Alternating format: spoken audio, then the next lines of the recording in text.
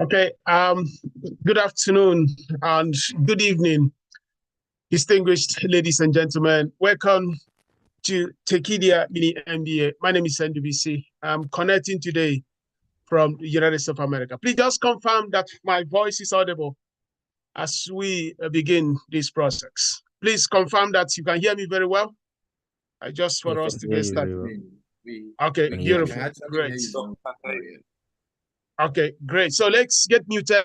And so first thing first, we do record this section, and the goal here is many of our members, because of conflicts with their time, of course, they may not have the opportunity of coming here all the time. So as soon as we are done, you will get a copy of this right in the class board.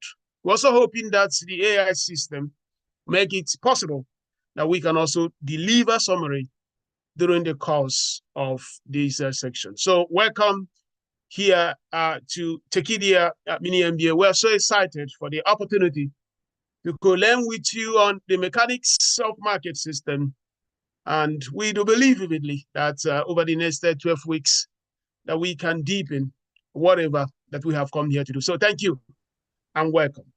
So today I will begin the live section, just going to look at a broad view of innovation, growth, and the mission of firms. So next week, we're going to bring the faculty from SAP Africa, from Microsoft, and the subsequent one will be somebody from NATO. All our faculty members will be coming here on Tuesdays, Thursdays, and usually I handle the one on Saturdays at 7 p.m. West African time. So the time is not necessarily going to change. And we don't send a lot of reminders here also. So please, I do ask you, where possible, try just to put it in your personal calendar, because there will not be any reminder for this. You already know that the Zoom link is always available right there in the class board. We post those Zoom links on, I think they do that on Mondays, right? Or Saturday or even Sunday. But one thing is this, by 12 noon on Mondays, you will see the Zoom for that week. So now I'll call it the house cleaning, or whatever they call it. So we're going to get into why we are here today. So I begin by just explaining the whole overview of what we're trying to accomplish over the next few weeks. And that is largely the core element of our program in Tekedia Mini-MBA.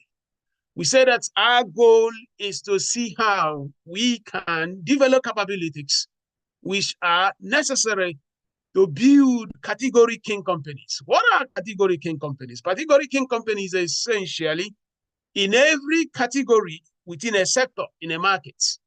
You want to see a business becoming a dominant winner in that particular element. So for instance, if you go to the fintech space, there are many categories. There is a category of lending, there is a category of payment, there is a category of identity verification. There are so many things that you can find within the fintech space.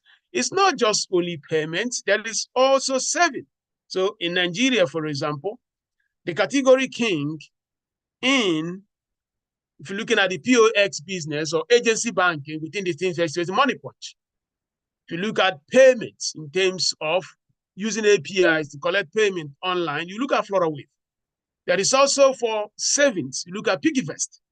There is also, there's so many categories within that sector. So the question here is this: what are the things that we need to do to become the kings, or I will also say here, the queens in that particular category? So you may not need to be your sector leader, but you could be your category leader. So we say that innovation is very, very critical for you to now have that opportunity to actually become that category king. And what is innovation? Innovation is basically doing something better than what is currently in existence. And typically, most times, that innovation brings improvements in pricing efficiency. In other words, you've done something far better, and your cost is also better than whatever anybody has in that market. If you combine that combo, better efficiency on the products or service delivery, even at a better cost efficiency, hey, you are really doing something so amazing. Innovation translates all the time, most of the time, into growth because you're doing something better and your cost is also better. So we also say that we understanding that the time we live is a time that is in a state of flux. Our world is just not in stasis. That means digital systems are transforming every sector that we know. So if you go to real estate, there are many young people that are getting this digital assets license from Security and Exchange Commission. If you go into currency, there is Bitcoin, there is Ethereum, and all kinds of things. If you go into financial services, there are fintech, logistics companies. That means that digital is changing the structural rudiments of the market system. In other words, we also want to see in all the things we do, how is the digital operational overlay affecting whatever we're doing? For instance, digital makes it possible that we are doing this co-learning process here in Tekedia. Without Zoom, without the digital playbook that we have within the internet space, there will not be a way we can do this. That means we have to come into the physical space and all of us will be crammed into a building before such a thing is possible. So Tekedia wants to see how can we build category king companies? How do we innovate? How do we grow? And how do we bring this generational opportunity of digital system to now advance the mission of firms through advancement and entrepreneurial capitalism? So we now say, hey, let's go and do it. And one other thing, whether you're a student here, whether you're a manager, whether you're a professor, or whether we want to see everyone as a project champion, or as entrepreneur or intrapreneur. If you are working in a big multinational company, we want to see you as somebody who is starting something within that company. It could be you want to go and start a new branch, start a new subsidiary, start a new product line. So you can't say that you are not involved in bringing a new ordinance in a business system. So think of yourself as someone who is going to lead a change. If you have that mindset, that is the opportunity that both of us can now have. As we begin that festival, hopefully over the next 12 weeks, you can actually go out with something very useful. So every business from our angle is a technology business. We believe vividly that technology has permitted and changed every structural system within the market system. That if you are running a bank today, it's basically a tech business. The only difference there is that you're offering banking as a service. If you are doing anything that you think you're doing, technology is usually the most important element that can bring productivity in that particular system. If you're a typewriter, typist, hey, if you remember Isaac Shortman, Isaac Pittman shorthand in secondary school, I learned a little bit of Isaac Pittman shorthand because those days they were thinking that possibly one day the people that could type with shorthands will be the people that get jobs. So, him in my village in Abia State, the elders in our community say, hey, we want our children to also learn shorthand so that you know how to do all those things. So they brought in a lady. She was teaching in a commercial college to teach us a little bit of as a pitman shorthand so that the kids, when we grow up, if shorthand is the way to earn a living, we will not be unemployed. But today, technology has made all those skills irrelevant because Microsoft makes it possible. You don't have to worry yourself. So digital is the future and physics of that innovation growth, and you have to execute. And then we look at it from one angle. Why are we even gathered here? What do we need to come into this conversation to now begin to learn how to run businesses in a mini-MBA program? A mini-MBA program is essentially looking at the whole nexus of how can we manage businesses efficiently? How can we drive efficiency in the implementation of an organization of factors of production? And you can only do that if there is a problem in the world. You can only do that if there is a missing link somewhere in the world. In other words, there will not be a need for us to actually go into this domain of business or mastering business system if the world just doesn't have a problem. So the reason why we are here to learn and co-learn is because the world has frictions. Frictions are challenges. Frictions are perturbations. Frictions are problems that we see in our society. The friction of lack of good hospital systems. I think it's already started. I don't know. I think the AI system starts. I don't know why it's delaying it. Sorry, it's already started. So you have frictions in healthcare delivery, friction in maternal care, friction in good roads. All these things are problems that we have in society. So it turns out that across human history, one way of overcoming those frictions we've noted is that by starting companies. It's when you start a company that you can now do one thing, fix those frictions. So the friction of hunger, the friction of lack of good education, the friction of it means you have to start businesses that can actually deliver those services. And as we start those businesses, it becomes necessary that we become better in managing those businesses. And that is really the reason why we now have to go and learn business management and business leadership. So the frictions in markets, the best way of doing that is that we have to create products. You know, there's so many products in the world. Just keep to name some few, even the ones which are on that state of flux, Titan by Union Bank. You go to Apple, you go to all kinds of things. They are all products and services.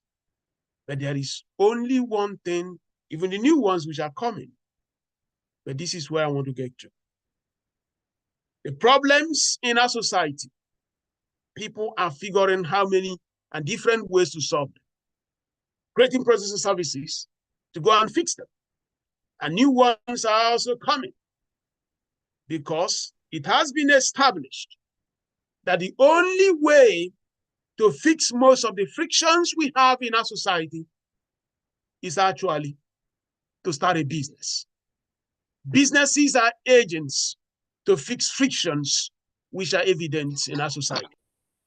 And that is the reason why we say that businesses are forces for good. Of course, we know there are some kinds, there are problems with everything.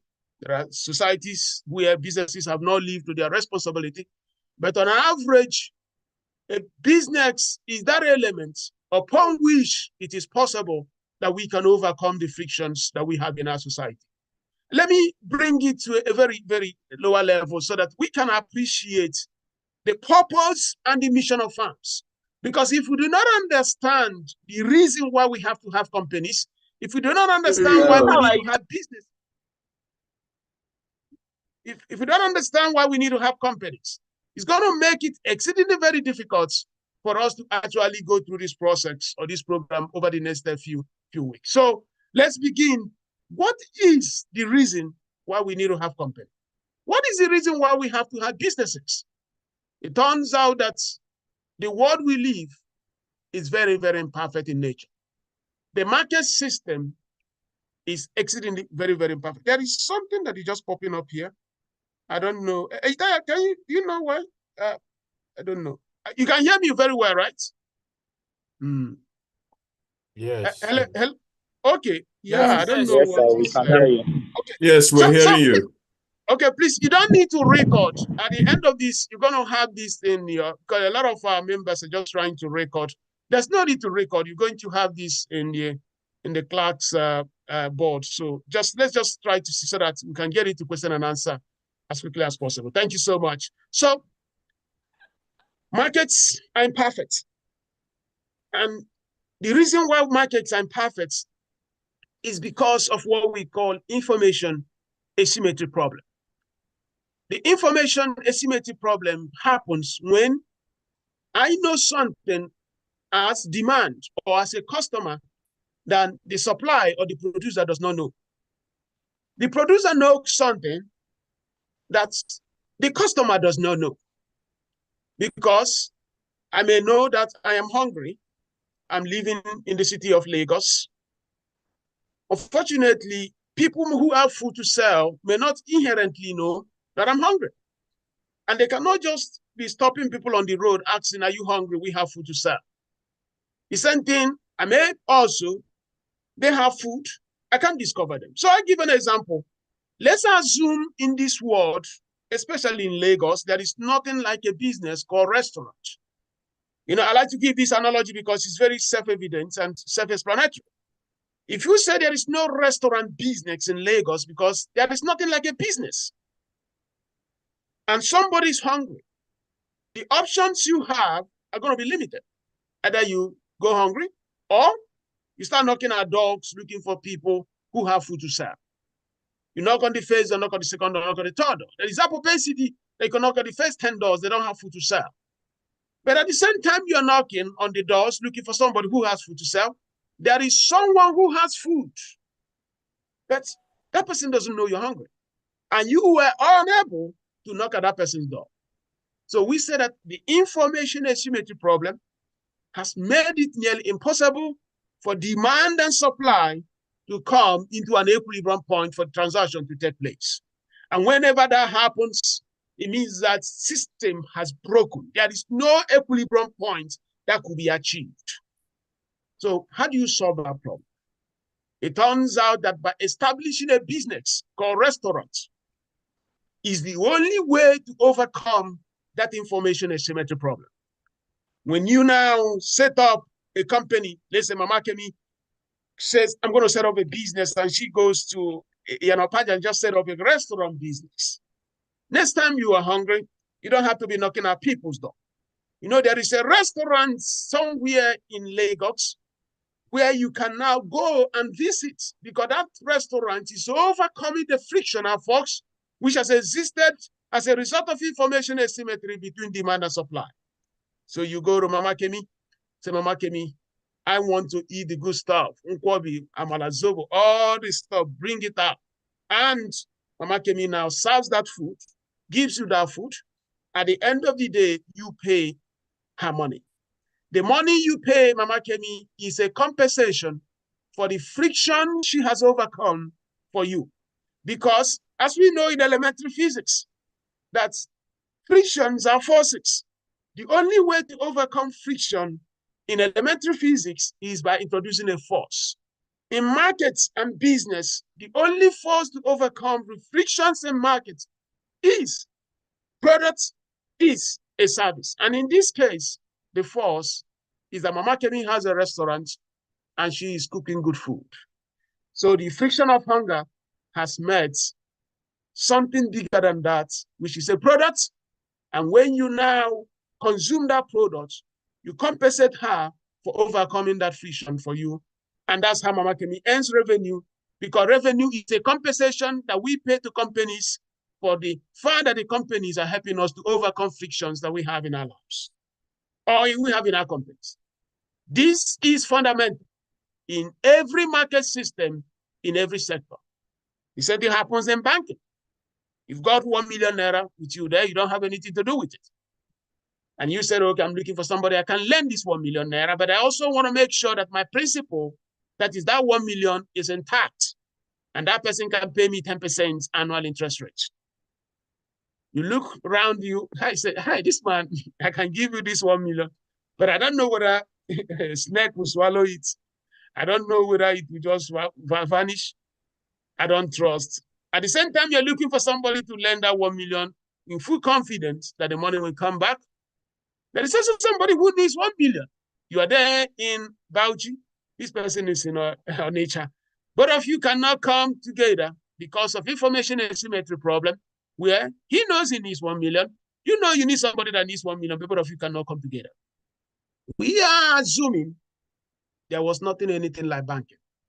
There wasn't anything like a company. Let's group of young ladies see that and say, hey, there is a major friction here. Somebody needs money, somebody has money, but they can't come together for transaction to take place. Let's go and start up a bank. They go and establish a bank.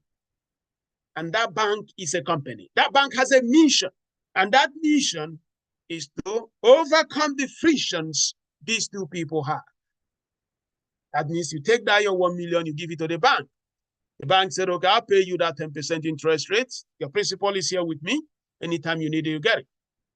And the bank takes that your 1 million, gives it to that person. Who needs that 1 million? And then he charges that person 17%. The delta of 7 is the Fox factor that the bank has introduced to earn revenue because the bank has helped you people to overcome the friction that you have. So that becomes a part of the revenue base for the bank for overcoming that problem that existed between two of you. So the issue now is this. Businesses have missions to create products and services in their cores and their specific domains to overcome frictions that customers have. It also means that businesses have to have capabilities. Because how can Mama Kemi cook good food if she doesn't know how to make good food? How can she run a good restaurant if she cannot cook good food? If whether and all the nice stuff, she needs to have capabilities in delivering a better restaurant experience. And the young ladies who started banking, they also need to understand banking, customer service, credit management, and that means they need to have capabilities. We say that to overcome those frictions, businesses need to have capabilities. And the capabilities that we have in companies are now becoming the elemental constructs upon which we can build products and services that can overcome to a large extent the frictions that we have in the market. If you look at the lecture materials, we have this diagram where we say frictions are there in the market, the problems. You build companies to overcome those frictions. And for you to have companies, you need to have capabilities. And when you now have those capabilities, you release them. Those capabilities will be managerial capability, technical capability, customer service capability, bank. There are all kinds of capabilities. Interestingly, the acquisitions of the capabilities, that is actually the reason why we go to universities. You go to university, they train you as a mechanical engineer, they train you as a banker, they train you as a food scientist, because hopefully one day you get a job and you become a composite component of a capability of a company. Because that your skill, you bring your own, I bring my own, the other person brings it. And at the end of the day, we are going to have capabilities in that company to have a company, and that company will release one thing, a force. That force is that product. When a good product meets a friction the customer has, that friction is overcome. That friction is totally taken out because somebody has received a good product. So that means that the force you deliver into the market as a product must have the capacity to actually overcome that friction that that customer has. So if somebody is thirsty, needs cool water, and you're giving him a hot water, you might have delivered a little force, but you've not delivered a great force. But if there is something chilled, possibly you have delivered a better force to overcome that friction. That force is exactly what we call a product, or that is what a product. The ability to make better force, make better, that is actually what makes you a company. And that is where you now look at companies that now reposition themselves as strategic elements or phase in business systems, that companies that have lower capabilities, they don't add a lot of extra value. So to go into somebody who is importing spare parts, the capabilities are not as great as someone who has a factory making spare parts, like in Ghana or Lagos. And then you have more companies with lower capabilities than companies with high capability. So for instance, if you look at refinery business, Dangote has this refinery stuff, and then there are people who are selling petrol. There are more people at the lower level of capabilities that you're going to have more number of people who run on refineries. So what we say here in business, that the way to win and now develop capabilities will be how you have to accumulate them. Accumulation is key. And then as you accumulate, you begin to see yourself offering extra value. Across human history, companies that can move from here towards here are usually the companies that become category kings, because you are now dominating that sector. You are now basically defining the parameter upon which everyone operates. And in some sectors, if you move far here, keep moving, the government will now come to you and say, what do you need? Because you have assumed so much power. You've accumulated so much capability that we actually need you to help us. So that's when you now look at companies like IBM, companies like Dangote Cement, some of these top elite companies that have so much capability that their impact becomes super. You look at NTN Group, you look at NASPAS, you look at some of these companies, they have so much capability. So for you, the question here is this. If you begin even here to add extra value, you need to accumulate capability, because the capability, when you compound the capability, you create better products and services, which now become better forces that can actually overcome the frictions that customers have. And how are you going to now build those elements? It turns out that we can go back to Adam Smith and all those economics, some of their constructs about organizing the factors of production. Because at the end of the day, we have to produce something. Either a product, either a service, we have to bring them together. Because the process of creating a product, or service, there are so many things which are involved. In your elementary economics, in JSS1 in secondary school, typically, we will come across the factors of production: land, labor, capital, and entrepreneur. You know, interestingly, they did not include knowledge at that time because we didn't have a lot of knowledge companies. But today, in this era of IT or technology, in this era of artificial intelligence, we now know that knowledge is a very, very critical factor of production. Now, you want to have a business that makes that food for Mama Kemi, and you also want to run a bank. First thing first, there needs to be a risk taker, someone who actually wants to take the risk. And that is a very, very important call, because if Mama Kemi did not want to start a restaurant, nobody would have said, go on, folks. But she took it one day. Hey, I see that this man wants to eat. He can't find food. This other person has food, and nobody knows he has food. I just want to start off a business so that you don't have to start knocking at people's door. You just come to my restaurant, because when you go there, you know, between 8 a.m. or 9 p.m. or whatever, I'm there cooking and selling food. She has started a business. So that risk taker, that entrepreneur must be there. And when you now say, I want to be the entrepreneur, remember, as we said in this program, that entrepreneur could be intrapreneur. You could be working in MTN and still start a product line. You could be working in Unilever, still you could be working in Nigeria breweries and start a product line. So we are saying that entrepreneur, you have to have someone who is going to be the project champion to lead that particular new evolutionary phase. And then you all need capital. Capital is key, because it's not all these elements that you have yourself.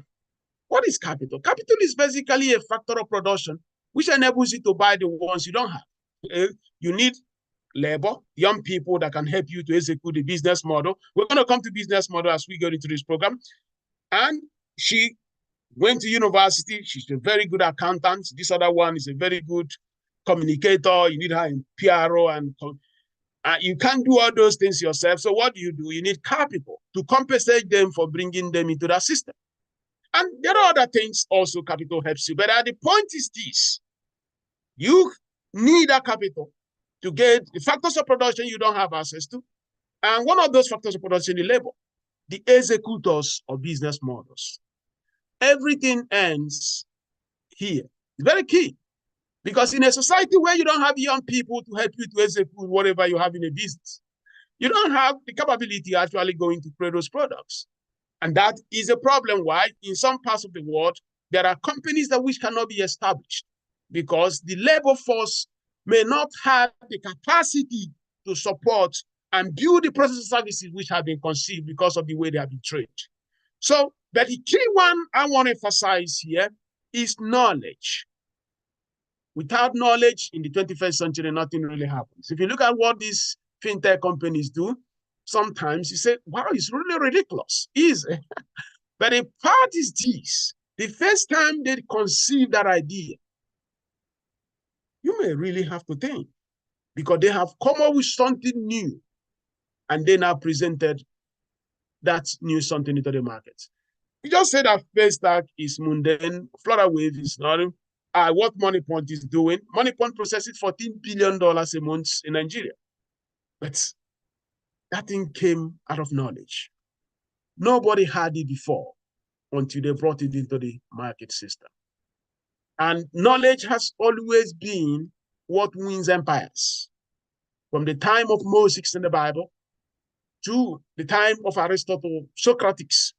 If you go through Kos Island in Greece, if you land at Athens, go to Kos, you see the Mediterranean Sea. They built the best shipping lines in Athens, across Greece, as they led the world in philosophy and knowledge. So the time of the Greek Empire, the time of the Roman Empire, all of them could summarize on one thing. They won on knowledge, and they also won in commerce and industry. The best thing about America today is not that they have all these hellfire bombs. The best thing there is that they have some of the finest university systems in the world, and they can create new body of knowledge to overcome frictions that keep coming in America. So knowledge is key in nations. Knowledge is also key in companies. When you see a company that has the ability to create new knowledge system, there is going to be a regenerative force, power, that will make that company great. You know, just before here, maybe after this, I'm going to share it on LinkedIn. There was a little debate that happened in the last few hours in Nigeria. The CBN governor said that Nigeria has to reduce the consumption of dollars. That is only one of the ways, of course, Nigeria can get the naira to stabilize. And the former statistician general of the Federation, Mr. Yemi, also, he said, hey, we need to focus on supply. You know, so, but in the reality, both of them are right.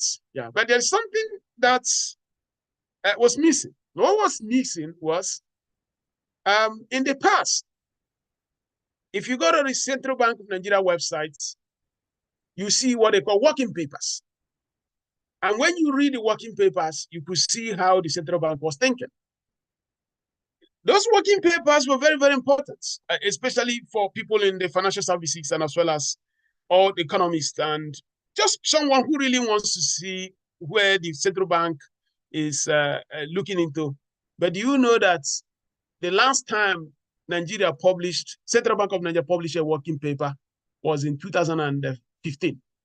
I think that year they published only 7. From 2015 to today, we don't have any single working paper. So we've replaced that with circulars and directives. The implication here is that they don't test the hypothesis of any policy they want. They just think about it. But in the past, they were going to show you their models. Just take time, type CBN working papers. You confirm because I have been making this point, please. We want the working papers back. Because by the time they go through writing those working papers, some of them could be 100 pages. They now test models. Do we make dollar this? Do we make net? We make this policy. So they were testing things. And by the time they researched through those things, they were not just going to be going into some mistakes. That means that through that process, they acquired knowledge. And by acquiring knowledge, they were more efficient in stabilizing the naira than just having policy making without fundamental data to back it and basically doing a guesswork. Because what we are doing right now since that 2015 was really a guesswork. But just check them, the same group of people, they were extremely great. If you read their working papers, you see how this is what we're looking at, inflation, this is the there. Possibly they are still doing those things, but they are no more sharing them publicly. And for the fact they are not sharing them publicly, that's very, very unfair because a professor UN of Abuja cannot take their data and challenge them. You get the point I'm making. And I'm just talking about knowledge. That knowledge is key. And everything is packaged under 3 things: the people, the processes, and the tools. So those capabilities at the end need to help you overcome the frictions that those customers have. And those things are very, very fundamental in what we have to do. I try to be getting started in 10 minutes so that we go to question and answer. So in this program also, as we look into the growth, the mission of farms, we also want to pay special attention to the whole nexus of innovation, because innovation is very, very key. If you don't have that innovation, nothing happens in companies. So you don't want to be an inventive company. There are companies that are very good in coming up with new ideas. They can have so many patents. Like in the United States, the number one patent company is possibly IBM. Every year they can file a lot of patents. But today, IBM is really nothing, with all due respect. I think the company is worth less than $150 billion. When you have Microsoft, that's worth close to $3 trillion. But 15 years ago, IBM and Microsoft, they were worth nearly the same thing. So you have a company that's filing more patents, still worth less than $150 billion. Why another one that doesn't really file as money is now worth $3 trillion? And then the same thing happens in Apple. You don't really see. So the point is this: seeking knowledge is very fundamental. Seeking idea is critical. But businesses win by translating idea into products. So it's not just like, hey, we are living in Lagos and we're living in Umuahia, we're living in Kano, you're everywhere. We have academic solutions on how to fix our electricity problem, fix our water problem. But we have not been able to transfer and transition those ideas into good light, good water system and things. That means that we are still inventive in our processes. You don't want to be that kind of company. If you are that kind of company, you can never be a category king, because at the end of the day, what customers really care is, do we have that product in the market that we can buy? If they don't have that product in the market, any idea you have within that company for them is opaque. And how do you now get into that process of having that?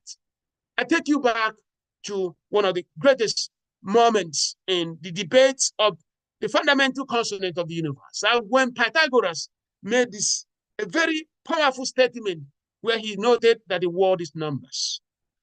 My point is this, that if everything you do is governed by numbers, I mean, people like to use the word data.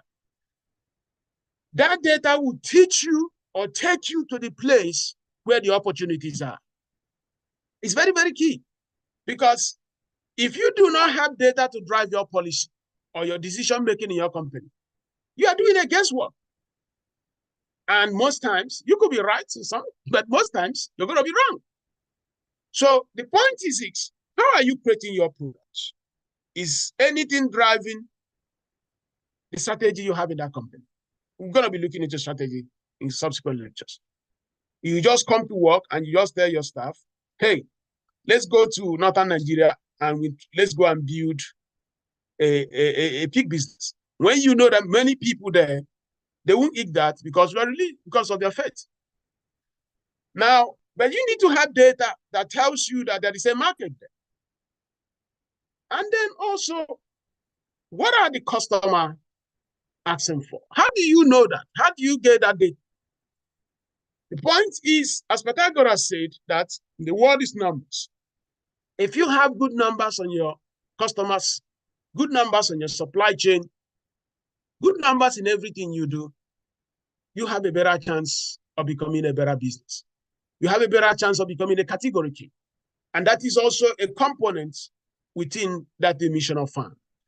And as you do that, always remember one thing, that it is not how much money you are spending on technology that makes you a better company. What really makes you a better company is the value that you create for your customer. And most times the customer will determine what is value. So it's not like, hey, this is a very cool product because you put a lot of engineering into it and you just, no, that's irrelevant. We say that the best companies in the world are companies that operate delivering new basis of competition. New basis of competition is basically saying that everyone is doing it at this level, but you've elevated it to this level. That means that there is no more comparison for what you are doing with what had existed, because you have come into the market and you have transformed that market at a scale that whatever they were doing in the past was really relevant. So let's say there is a competition with a horse. Somebody is coming with a horse let's say the horse runs at 20 miles per hour. And you yourself, you're coming with a jet fighter that runs at 4,000 miles per hour. In that case, there is no more comparison, because you cannot compare a horse with a jet fighter. I mean, the jet fighter runs at the speed of light, and you are trying to compare that with a horse. In that sense, we say there is no more basis of comparison. That this company has set up a new basis of competition. A new basis of competition means you have paved out a path that is orthogonal to whatever every other person is doing. And remember, as we noted in the lecture notes, it doesn't have to be all technology. It can also be perception demand. Like we noted in the class notes that when Intel brought Intel inside, what Intel did was simple. Intel did not say, hey, we created new technology. Intel said, is your laptop powered by Intel? If it doesn't have the Intel sticker, it's not by Intel. That means it may not really be a good laptop. It didn't have to create any new technology. And because of that Intel inside campaign, Intel won the market. So the point is this. It doesn't have to be the engineers that can bring the new basis of competition. It could be the marketing geniuses in companies that can make a sticker like Intel. And when Intel did that Intel Inside, many other microprocessor companies went bankrupt because everyone wanted the laptop or desktop with Intel Inside. That is what we call an aspirational vision. And that aspirational vision is not just driven purely on technology. The marketing team, the strategy team, the people who are conceiving how you are going to reach a customer can also play a significant role. I remember when I was in Diamond Bank, there was this advertisement on Diamond Integrated Banking System. DIBS was a product which made it possible that if you open a bank account in Diamond Bank on HR, if you go to Lagos, you can withdraw your money in Diamond Bank branch. But before then, there was no way you could operate one bank account in December. So if you had the old Union Bank account in Onitsha, if you go to Lagos, hey, it's assumed you don't have a Union Bank account. So if you run short of money in Union Bank Lagos, you have to run actual money in Lagos, you have to come back to Onitsha to withdraw your money. If you go to Kanu, the same thing. So the bank's branches were there, but they were not connected. Diamond Bank say, we have you visa to opportunity, visa to prosperity, and they change the nation.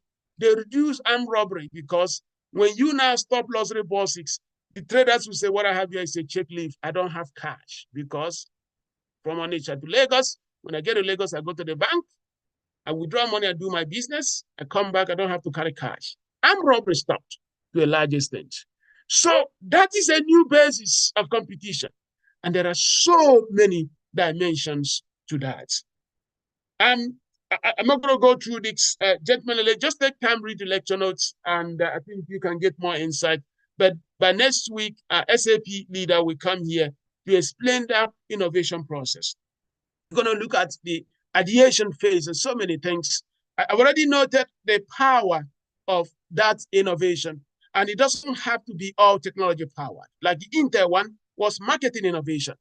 And of course, Diamond Bank, which is now owned by, was acquired by Access Bank, that was a service innovation. You can also see that InterSwitch making it possible that people can go online and get paid and pay people. That was technology innovation. Instead of before InterSwitch, we could not do that in Nigeria. So I just want to make sure that we have time for question. I will get this thing cut here and okay, okay. We take this one next time. So let me just take this slide, and then we still have time. We're gonna be here for 13 weeks. Minimum viable quality is one cost component that I like to emphasize. I've made, there is the MVP. You can read it up in the class notes, but MVQ, it was a postulation that I introduced that by saying that sometimes the best way to win in a market is not getting sophisticated on having the most and the best quality. A lot of people will tell you that Chinese products are not great. Great. The Chinese are not competing and they are not contesting that. In short, during the last Olympic, they held in Beijing Olympics, the systems they use to broadcast everything they did, they imported them from Germany. And a Chinese leader was asked, he said, see, we wanted to present China to the world, and we did not want any mistake. We felt we have done well in technology, but we believe that the German technology in this space is better. So we have to use the German technology because we don't want to disappoint ourselves and the world. Great. But that does not necessarily mean that the German technology will win all the time. The point is this, is that as you look into your product evolution, do not be too fixated on absolute quality without a reference to price. You know, if there is something you learn through this experience of co-learning that we're going to go through, I want to challenge your hypothesis of this issue of quality. For instance, on a Christmas day, a mother wants to give a race tour to the son, and she has a budget of $5 for a race car. There are very great German race cars for kids. Minimum price is $100, but there are also Chinese race cars for $5. The Chinese one can actually break down as you are testing it, why the German ones can last for 3 years. But the mother doesn't have more than $5. I mean, mothers are smarter. She doesn't have the money, and she cannot just, oh, is it not just a toy that we use on a day? What does she do? She goes to the market, said, okay, I'm going to buy the Chinese toy. I know it may not be the best quality, but on that day, I'm going to give it to the boy. He's going to drive his race car, and he'll be happy that he has his race car. You know what happened? China has won that competition because the mother bought the race car for $5. And many, many mothers will actually buy many, many race cars. Sure, there is also a market for the $100 race car, but the Germans have left that behind. So my point is, if you are crafting your product and you don't pay attention to pricing, because I always see entrepreneurs struggling with this thing. I have been building for the last 1 year. I want to get it perfect. I say, you're already perfect. All you just need to do is to modulate, to know where you stand on the pricing bracket. If you go to airlines or airports, you see those towers they have there. The bulbs there, some of them will cost $10,000. You can also go and buy one and put in your house so that you don't have to change bulb maybe for 10 years. The reason why those bulbs are so expensive is not because, because the cost of replacing them is more expensive than the bulbs. Because those airport towers, you have to use cranes to go there and change those bulbs. So you go and buy bulbs that can last very, very long time because replacing them is very, very expensive and difficult. But the same company which makes the bulbs, GE, also makes the one that costs $1. Sometimes you can't, while you are trying to change that $1, it blows in your hand. What have they done? They have delivered the quality for the aviation. They've also delivered the quality that you can use in your house. And that is to tell us that within the market system, there are segments. The question here for you is, where are you positioned in that company? I mean, we are so happy that you are here. Tekedia is not claiming to be Harvard. They're not claiming to be Wharton. No. But we also believe that if you need $200,000 to get a little bit knowledge on MBA, you can go to Harvard. They're certainly going to offer something different and better, I would say.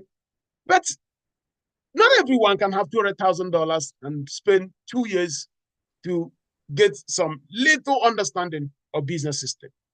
So the minimum viable quality is not saying that you make inferior products.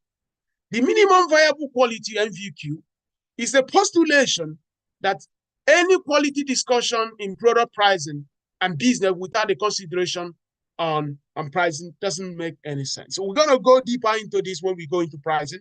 But I just want to liberate our mind from this liturgy that I have to be perfect on day one before I can find success in the market. There is nothing like that. The only thing here, there needs to be a minimum in that quality level that makes that product viable. If that product does not meet that minimum, it's not more viable. That means, hey, it can't be viable. And the last algorithm is explaining, that's what they call accelerometer gyroscope. If you have an iPhone, there are what they call the G sensors and things like that. The G sensor on an iPhone, they cost around $70. But there are also G sensors in some toys. They can cost 10 cents, 20 cents, 30 cents. But if you go to pacemakers, people that have heart problems, they can insert G sensor. The G sensors in those ones can cost more than $700 because if they stop working, somebody's heart stops and that person dies. As an engineer in the industry, my job as a chief design officer was to say, hey, we don't have to have a lot of redundancy for the toys. We can just go back, you throw it away. In iPhone, maybe thereabouts. But in the pacemaker one, it has to be designed to be tolerant in any adverse environment that can happen in that heart so that no condition will make it to fail. So you build so many engineering redundancies that no matter what happened, that gyroscope or accelerometer will never fail because if it fails, the heart stops and the person dies. The same products line, but the same different quality level because of the pricing necessary for that particular product. And that is the way the world wins when you understand it's not just technology that makes you successful, it's the understanding of what the market needs that make you successful. So we're going to be taking questions now just because of time. We have roughly, how many? Okay, there are about 30 minutes because this one we just want to start with the extra 30 minutes to make sure that we get a conversation going. So please raise your hands up. And I think Izu is already here. Please go ahead with your question. Thank you so much. Thank you. Good evening, sir. Good evening. So my question is mostly about the when you find yourself in a space where you are trying to be like a first scaler, when you want to take the first scaler advantage, like you're the first in this industry, maybe for example, or you're trying to be a category king, but you don't have data. You mentioned that in the business world, like Pythagoras, it's all about numbers. But most times when you find yourself trying to start, you really don't have these numbers. You may have the innovation, you may have the ideas, but it's all in your head. You don't really know how to test your theory against real facts, right? So how do you go about dealing with this in such situations? Okay, yeah, so I think great. It seems that you even look at the coursework. Great.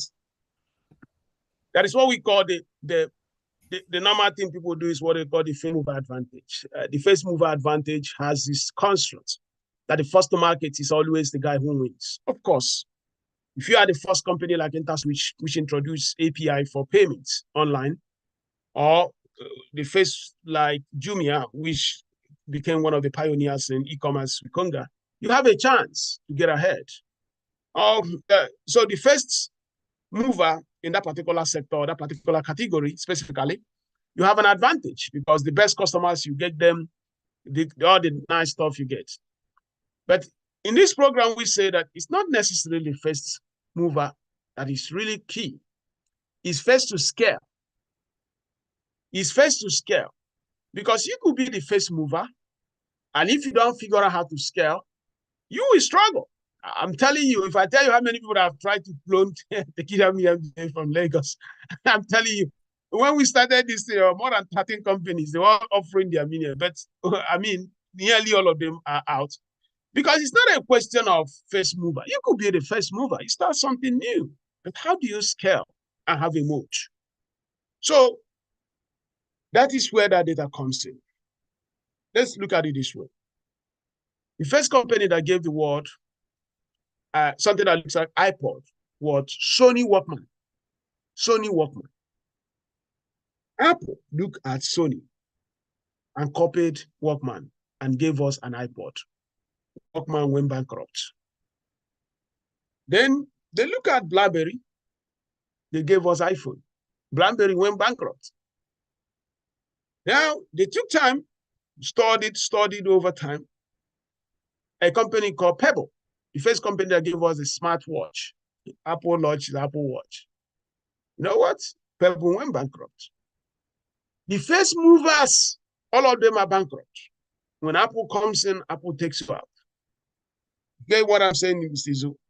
Apple collects that data, understands what really matters to those customers, uses the data of that first mover to go into the market and engineer something better. Paystack was the first company before FlutterWave. That Paystack quickly learned, went into the market, compounded its learning, created something really great. Not in engineering, but in distribution. You know, when Paystack was acquired, rumored at 200 million. Data rumor that has that FlutterWave was still worth less than $150 million. But 6 months later, he raised money at $1 billion. Remember that time, Paystack was bigger than FlutterWave. And then a year later, he raised money at $3 billion. And then you ask yourself, why did you sell $200 million for Paystack? What is going on here is that FlutterWave said, hey, this is not going to be a business of engineering. We went to PayPal, signed partnership with PayPal, connecting PayPal to Africa. He went to Alipay, signed connecting Asia with Africa. He went to WorldPay, signed connecting Africa with Europe. He closed and built a moat. He became a unicorn. So what am I saying here? That data that Pythagoras is talking here is what should drive the decision-making process for that startup. And it does not necessarily be data that, okay, you have to collect. It's actually understanding the patterns in the industry. So what are the patterns? Where do you really figure out what customers are looking for? How many students are trying to pay for SAT in Nigeria? And how can you help them pay for the SATs like their JAM that you take in America and Canada also? And if you're just servicing people within Nigeria, another person figures out that there is a way I can help those kids to pay by connecting with one American payment company into it has an advantage. So the data we're talking about is, or the numbers we're talking about, is actually what will help you to engineer products and services that can now help you add better value to those customers. And if you insulate yourself from that data, questioning the hypothesis of whatever that you have there as a product, you are actually going to be busy building technology, but you are not actually addressing customers' problems. Most times, what customers need is not really very complicated. Have you ever looked at your remotes for your television at home? I promise you, you may not be using more than 3 buttons. Power button, change channels, and the volume up and down. Every other thing is cosmetics. But you have more than 30 buttons. Somebody took time to add those buttons. But what if another person says, I don't need 20-something buttons. I just need 5. Because that's what the customer needs. That means that person is building based on what? Data. And can concentrate efforts to deliver those services. That's how you get category in companies. Let's go to Lawa, please. Jimo, please go ahead. Unmute yourself, please. Jimo, unmute yourself. Okay. Go ahead. Thank you, Prof. I've been enjoying the session. Very relevant and very good analogies over there. Thanks for all the insights shared so far. So I want to ask, how can one go about fixing a friction in an FMCG where you know that year on year there are certain periods that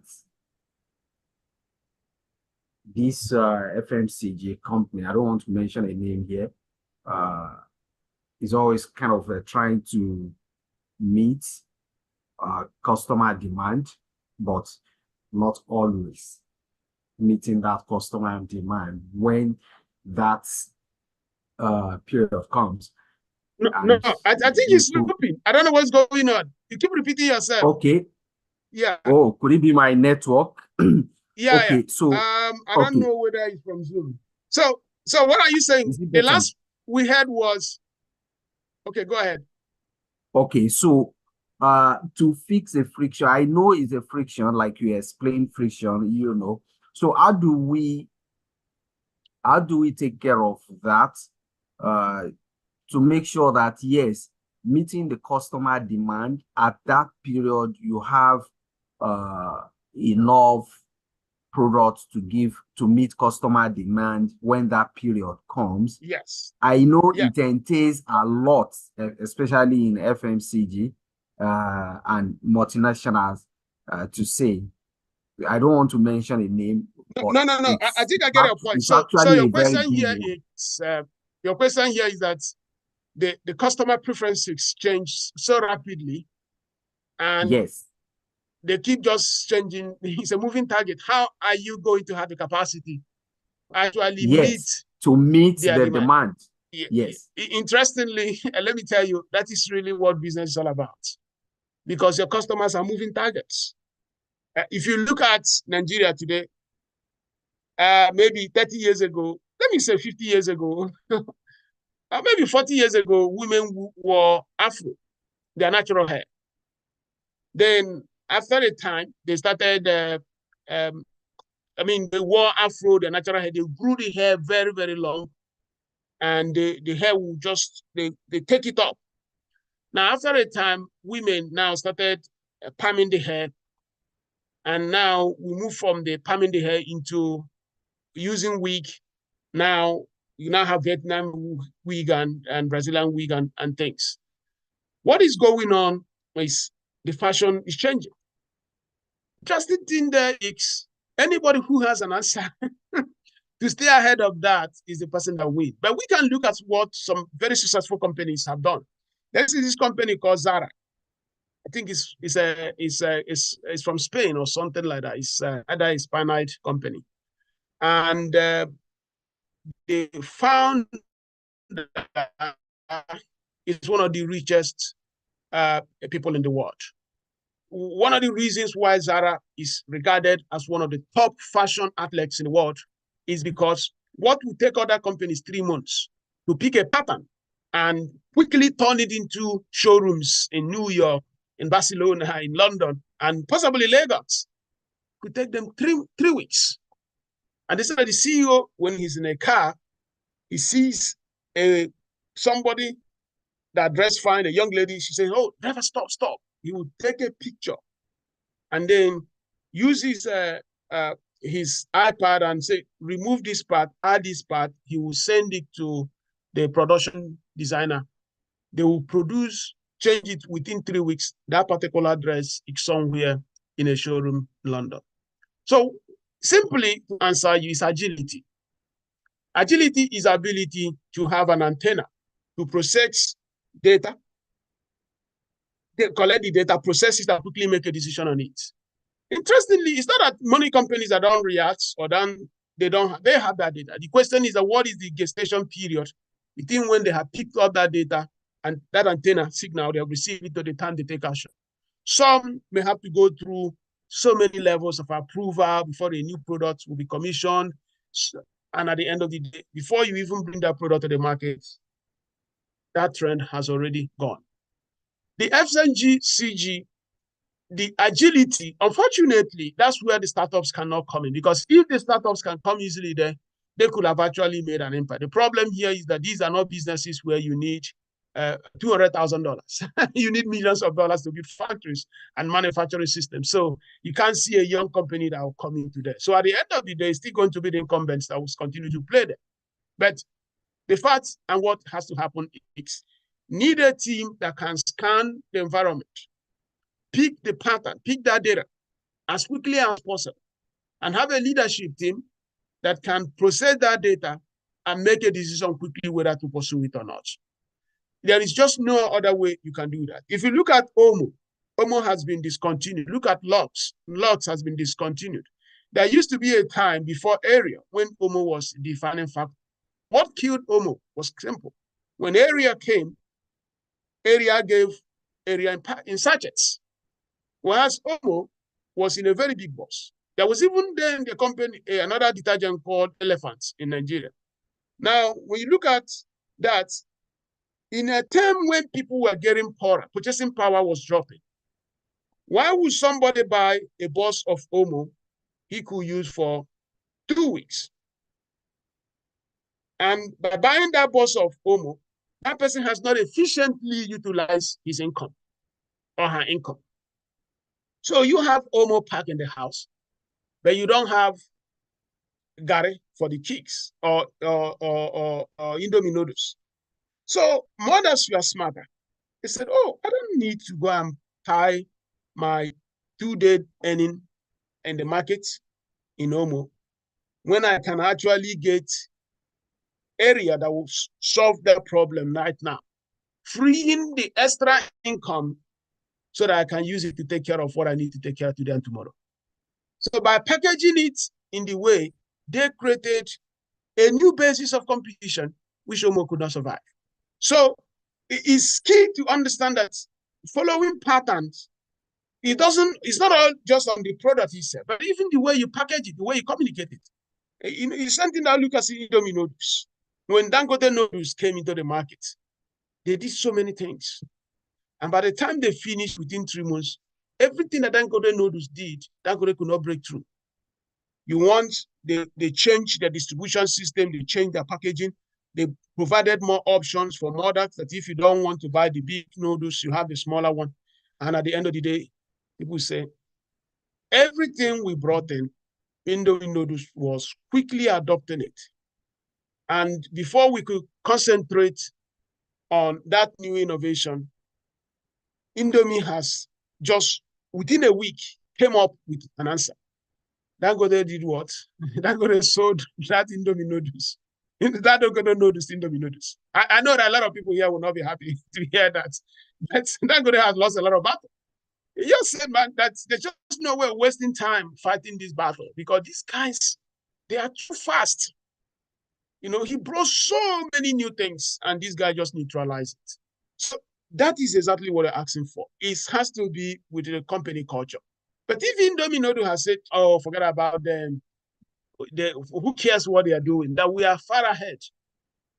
That is what we call continuous peeling. It may not happen in first year, second, but one day you just realize that Dangote Noodles has taken. But because they ferociously went head to head, they calibrated out that. And that's what Google, all these big American companies do. Either they buy you off. I think they say that Apple bought 32 AI companies last year. Google bought around 20 something. Before you even come out, they say, hey, how much? He said $1 million. They say, okay, we can add more money on that 1 million. Just come and work for us. Forget about going to competitors. It's the same thing. You have to have ability to build a moat. Yeah. Okay, so Jima, I hope that offers some insights there. Let's go to global HR. Yes, and then thank you, Prof. Yeah. Global HR and peace. Go ahead. Okay, if global HR is not there, please, you need to unmute yourself. Okay, go ahead. Thank you. Can you hear me? Yes, please. Go ahead. All right. So thank you, sir, for this class. I really appreciate. So now my question is, when it comes to innovation, there are some industries that one have to be careful. And because I'm an HR business partner in the agri sector, I realized that you cannot just spring up with something expecting that the leaves and trees and crop will adjust to it and everything is losing. So how then do we balance innovation with the risk involved, particularly when you are dealing in a global market that is competitive? How then do you balance innovation with risk involved in a highly competitive market, especially in the agri sector? Okay, so let me know, can you give an example of that innovation? I just want to understand what you mean by innovation there. Okay, so for example, now I work in a company whereby we are infusing tech into the agricultural system and e-commerce using tech as added advantage. And we are trying to also, so the innovation is tech, but some of our partners and stakeholders do not even know how to use tech. So sometimes the innovation, it looks like the effort is there on our side, the innovation team, but some of these stakeholders involved and partners involved are not interested in the tech sake. Okay. Do we No, then discuss tech added advantage? No. Absolutely. So, very great. That's a very good point. Just like I've noted here that technology is not really what wins markets. It's the ability to fix frictions that customers have. The question here is, if you have the farmers, they are not into all this mobile stuff, and you're trying to impose that mobile stuff on them, that's not necessarily innovation. Because in Tekedia, we try to put a higher barrier before you say that you've innovated. You know, the normal thing is that when you have this nice technology, you start saying I've innovated. No, we call it invention. It is only when the customer has accepted whatever you have in the market, that's when you use the word innovation. So innovation is equals to invention plus commercialization. Going to give farmers sophisticated technology when that technology is not really helping them cannot be called innovative. But that does not mean that farmers do not need technology. It's a question of which type of technology are you offering them. I give an example. When I was in primary school, I lived with my grandmother in the village, and she was a crop farmer. She believed vividly there was just no way in this world that you should use fertilizer, inorganic fertilizer. As far as she was concerned, it was going to pollute the land, and it was a foreign object. A lot of people never like anything inorganic fertilizer. So, but I told her, Grandma, listen, my agricultural teacher in SJS3 told me that if you put this in the soil, it's also going to do better in the crop output in the yam. He said, okay, she was not interested, just like every other person in the village. So in the next farming season, it was NPK fertilizer, 15, 15, 15, nitrogen, phosphorus, and potassium. I said, okay, I'm going to get some. You give me a part of the land. I put you do your own, I do my own thing. But what will happen here, anything that comes out of my own will be used to go to the market to sell so that I get my school fees assured. She agreed. I put the fertilizer because it was actually given free at the local government. Do you know that the next farming season, she was the first person that said, please, I want that thing that you use, because the yam that came from my side was better than her own side. And that convinced her that every person in the village, they came around. They said the magic. They now said, okay. And that was how, right there, everyone adopted that. So the point is, there may be doubters in that technology introduction. But what effort are you doing to convince them? They are not really interested in your tech, but they are interested in the outcome. So if you introduce it to the farmer and the farmer is resisting it, and you've not made efforts to actually see how that farmer is going to understand how it will help that farmer, you're not helping. So I hope you get my point. Just pushing the tech doesn't do the deal. What does the deal is the impact that tech can have in that farmer's business. And if there is any way you can showcases how that could improve that farmer's business, you are going to win. One way is we have a startup in Tekedia Capital, Vexac, and we also have another one, Winich. Winich fans said, okay, let's say we use Vexac. Let's say, if you work with us, if you're applying for a loan, it could take you 4 days. But if you don't work with us, it could take you 3 months. In our own system, we have that data that makes it possible for you to quickly get through that process. If you show that to a farmer that you can cut down maybe 2 months to days, that farmer will most likely adopt the technology.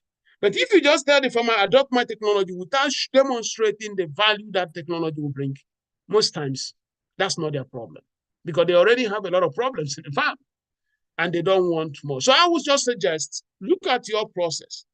Look at how you can tie whatever you're doing to the outcome that farmer wants, based on the specific need of that farmer.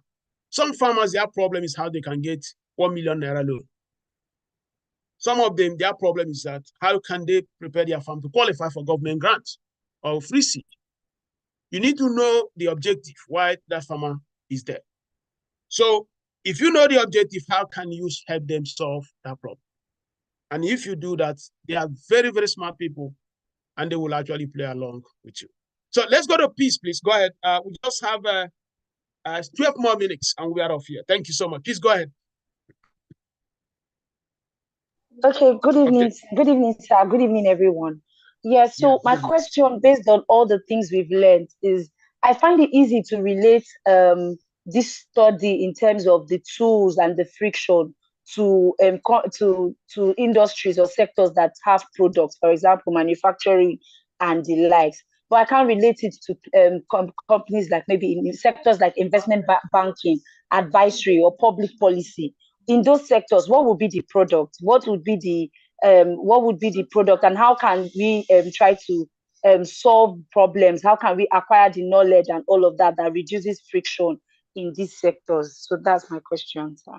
Okay, great. Of course, governments are also included. Just like I say that if you type CBN and type working papers, you realize that the last time the Central Bank of Nigeria published a working paper was in 2015. And if you look at the time they stopped publishing public paper, that was actually when we started having problem with Naira. I mean, I'm just saying that because that's an observation I have. Before, they published a lot of working papers, and many of our professors in the universities will look at those working papers and challenge them. And by challenging them, I felt naturally, before they push all those policies, they actually talk through them. And they were great. I mean, to be honest with you, 2015 Naira was 197, 197 for $1. And it was a very rigorous, cohesive, hybrid process. CBN pushed a working paper. One professor in Unilag, they spend the next 3 months analyzing it, shares that with students, writes back, CBN learns something. And people will say, this is what CBN, I mean, it was really great. But they stopped doing that since 2015. And by stopping doing that stuff, nobody now knows what they're thinking or what they're doing. And that's where the Naira now started messing up. It's the same thing. What is the friction that the Central Bank of Nigeria was trying to solve? It's trying to solve a problem of bringing price stability, because central banks have 2 things to do: provide employment, making employment available through interest rates, and then stabilizing the currency. The largest thing, how do you stabilize, is to use all these monetary policies to also make sure you stabilize it, and by managing inflation in an economy. So by making sure that you communicate, that you also build an environment that will make it possible that you get data that will help you to drive that policy. And the best data is not just the one you go and sample. The best data is how people question the models that you are using. If you're an investment bankers get money from people and help them become richer. Interesting thing is also a service. How you need data in order to model how you actually going to make sure that money doubles. The fact remains that there is a clear friction that customers want their money to be multiplied. And you are the person who is trying to help them make those investments to multiply that money. Some of the top PhDs in the world work in some of these investment banking institutions. It's a different from the commercial banking or retail banking that we have. Some of the richest men in the world, they hire all these top financial quants. They call them quants. They build all these models. What are they trying to build? The model? They're trying to actually make sense of what is happening in the market. And by making sense of what is in the market, they can deliver a better result for those who are actually investing through them. So whether it is government policy on agriculture, or whether it is government policy on transportation, or whether it's even what banks do, the fact is this: somebody needs to identify what a friction is. And once you have understood what a friction is, and you're now trying to build a policy that pursues it. If you look at, for instance, most Africa's agricultural policy, our agricultural policy tends towards to how do we create crops that can be exported for foreign currency. For instance, if you look at agricultural policy of Nigeria, it tends towards farm products that you can export, because every day we're thinking, how do we end up? But if you look at your village, some of the crops that your village people really need, most times your local government or your state government, they don't even have time for those policies because everyone wants to endure. So you can grow that sesame seed. I don't even know what they use that seed for because it's very, very popular in Nigeria on the policy part. But you now leave, pumpkin. You now leave, to a large extent, yam. You now leave cassava. You now leave water. You leave melon, old melon, not watermelon. Those are the things most families, especially in southeastern Nigeria, that's what they live on. So, but the sesame seed now will be the top policy because that's the one you can export. In that case, you ask yourself, what friction is that agricultural policy driving? Most times, the friction is not to produce agro products for the country, rather to have agro produce that can be exported. And since earning dollar changed our agricultural policy, there was a very big dichotomy here. We are injecting more money into agriculture, trying to focus on things that we can export while our people are very hungry, because those things, they don't even need them. So these are the fundamental things that if you don't have those alignments, you are actually going to struggle as a government. So it is something. Friction, what you do to create the ability to overcome that friction. But the friction you identify, you are trying to solve, affects every policy that you're actually going to design around that friction, whether it is the private sector, whether it is government dissented. And that's what they said, that good leadership is actually understanding what your citizens want. And if you now build what citizens want, you're going to do well. I was in a program in NIDA, the Nigerian Information Technology Development Agency. A young man gave an example how in Sokoto, they built an IT where you can use computers in a village, so that people go there and learn village. So the villagers came and just parked their laptops, their computers one side, and used that part of that building for a goat. Somebody has a goat, he needed where the goat to stay, but he kept all the equipment.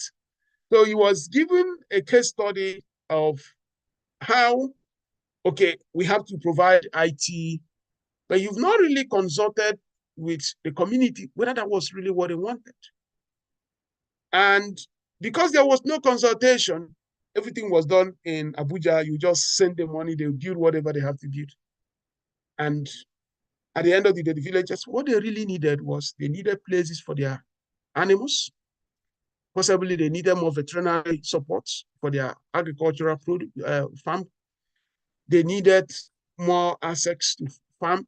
They are not interested in whether they're going to online to, that's not their problem. Maybe their children's problem. You go to maybe Wishman and Fudo University and do that. You don't go and do it in a village. But Nigeria can just say, oh, every ward or every local government will have to build for, whether there is any relevance for that.